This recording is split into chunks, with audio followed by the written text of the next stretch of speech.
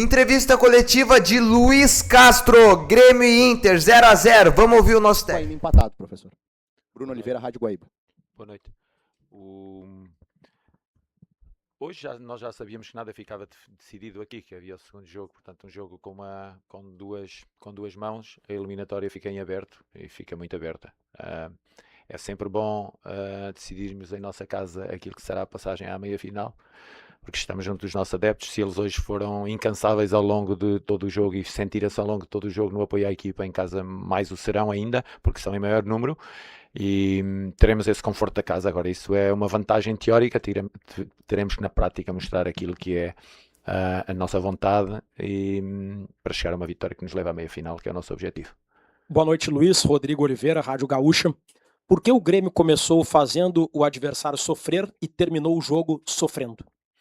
Eu acho que o Grêmio não tem nenhuma situação clara de grande trabalho do Weberton ao longo de todo o jogo.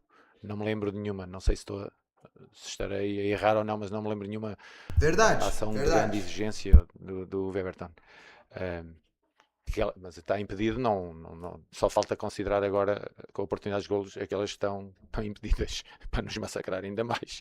Não há clara, mas há claramente uma superioridade na primeira parte e uma superioridade do Inter em termos de posse e de chegadas à baliza na segunda parte.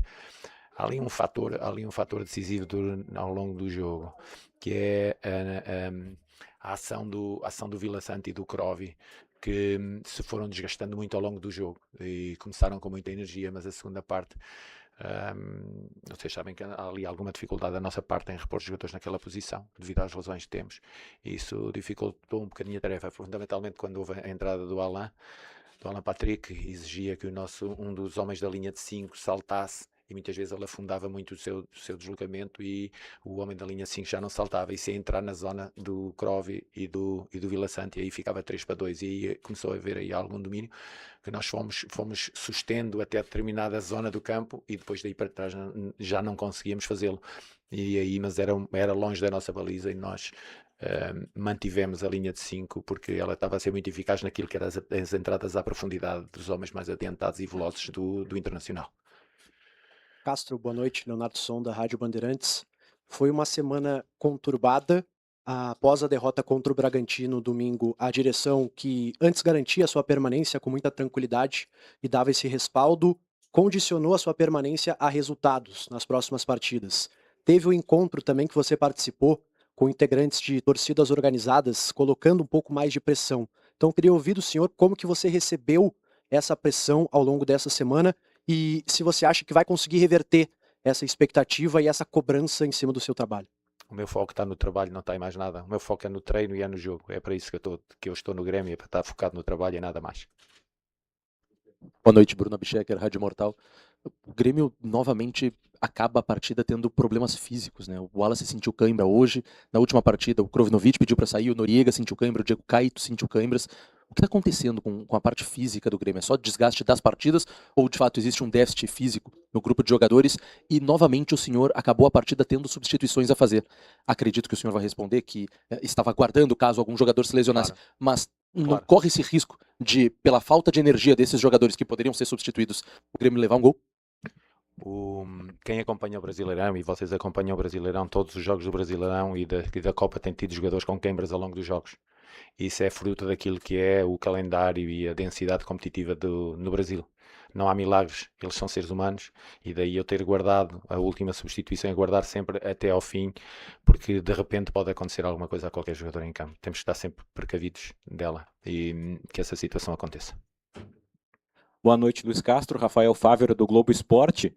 Queria saber do senhor o que o Giovani Cabral lhe entrega que o Amuso não entrega, e se o Giovani Cabral vai ter continuidade como titular da ponta esquerda. Obrigado. Giovani Cabral jogou por merecimento, mas também porque o Amuso não estava em condições para iniciar o jogo.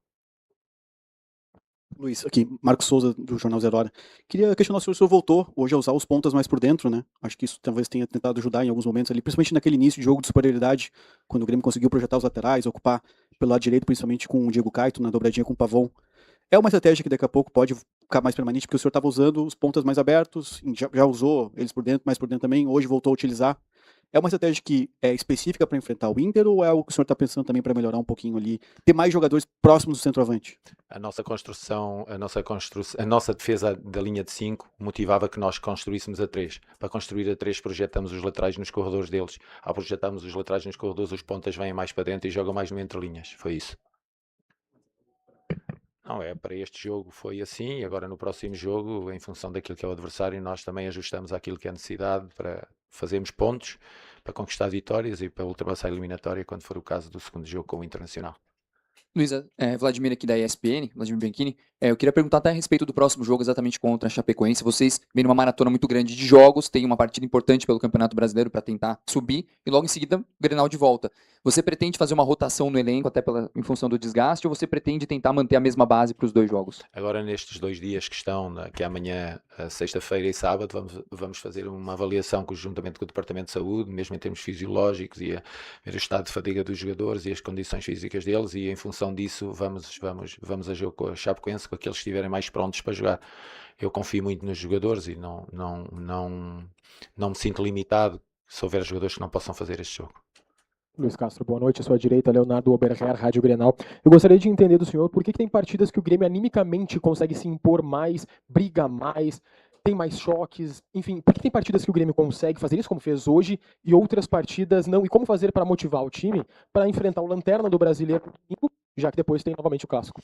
Eu acho que aqui um fator, nós olhamos para os jogadores e olhamos só para, temos falado todos muito da dimensão física, da dimensão estratégica e tática dos jogos e técnica, e esquecemos naquela que é a mais importante das 4 dimensões de rendimento, que é a dimensão mental.